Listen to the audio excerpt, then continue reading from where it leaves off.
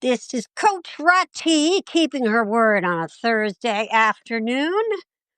And I'm very preoccupied with the idea of mattering today.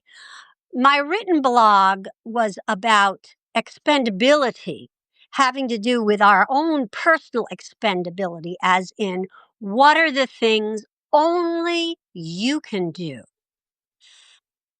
Zone of genius type stuff, I think they call it, right? Only you can appear on camera. Only you can coach your clients. Well, I don't know. I know there are a lot of people who coaches creating AI coach versions of themselves. But for now, anyways, as far as I'm concerned, only I can coach my clients. And more importantly, though, only I can enjoy my life. This story was included in the written post, but it I'm going to repeat it here because most people like to listen to stuff instead of read it. Anyways, I do. Um, a dear, dear friend of mine, my mentor and employer, many years ago, when she passed in 2007, I helped to organize a memorial for her at a theater company at which she was a charter member. And I arranged to have all of her favorite foods delivered to the memorial for the reception. Now, Anna was a foodie extraordinaire, and she loved the Cowgirl on Hudson Street and, corner of West 10th and Hudson in the West Village. So there we were with all her fried fish fingers and guacamole and black-eyed pea salsa. And let me tell you, we may as well have been eating sand. Because without Anna there, what did having her favorite foods even matter? She wasn't there. She wasn't there to enjoy it. So you're the only one who can share the loves of your life with people. You're the only one who can take your friends out to dinner, go out to dinner with them, share your favorite movie, check in on them, basically gift your presence and your compassion. No one else can do that.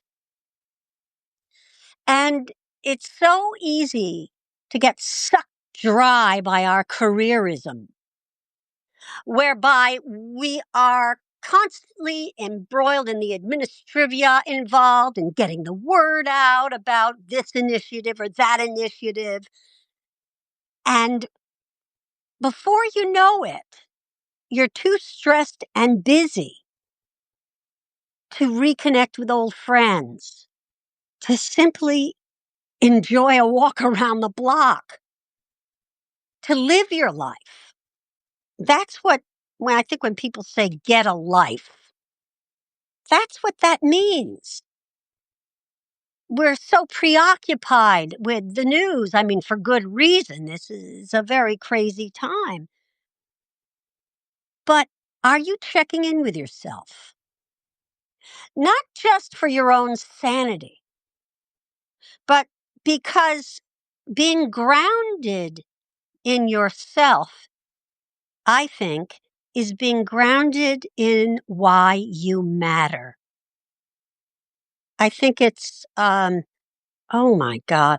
I hate this aphasia thing when you get a little older, the words start to escape you. And somebody will probably comment on this. Please do. There's a quote by a very renowned Black poet where she says, people don't remember what you did. They remember how you made them feel.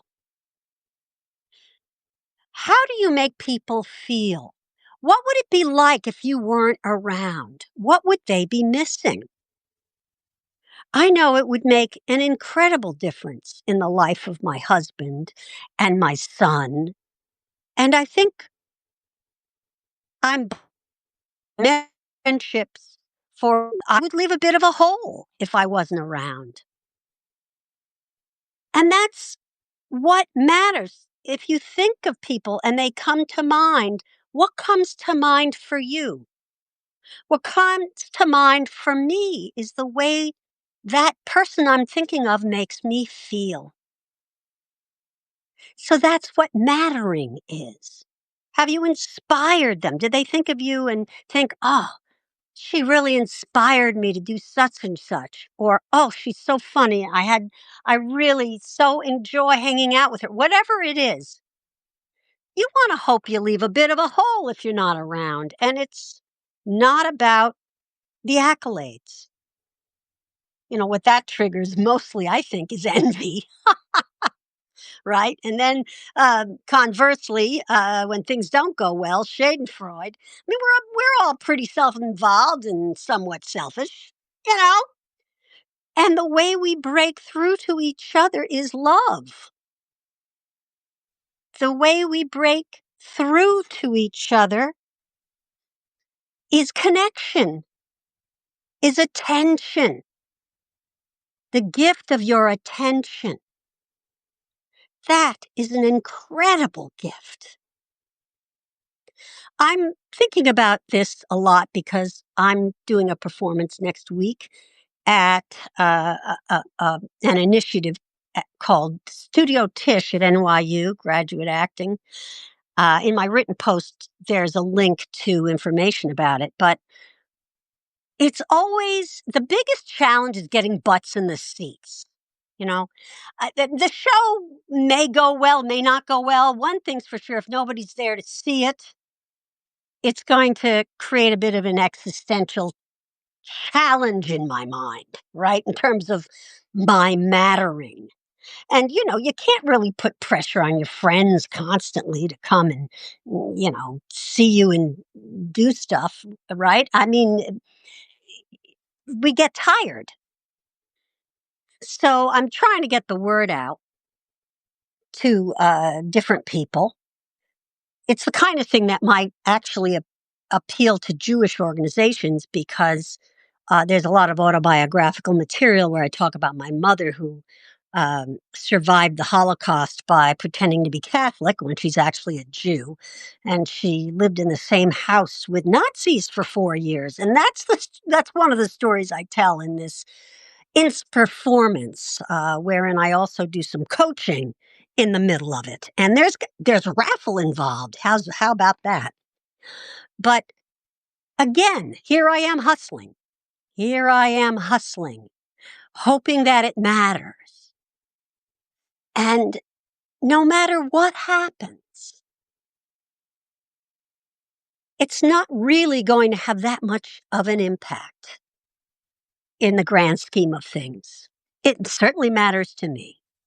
And it certainly, well, what I hope is that it makes people feel good and that that it makes a difference to the people who attend. However, it's so easy to think that your career, the state of it, that is, the state of your business, is a reflection of how you're doing in your life and what your personal worth is. I struggle to disconnect myself from that. And I have to remind myself to do it every day in, day out. I don't think I'm alone in this. Stop, breathe, take a walk around the block, call that friend you haven't seen in a few years. Remember what matters. You're meeting the world, your impact on the world, moment to moment to moment. Anyway, thanks again for listening. Talk to you next week.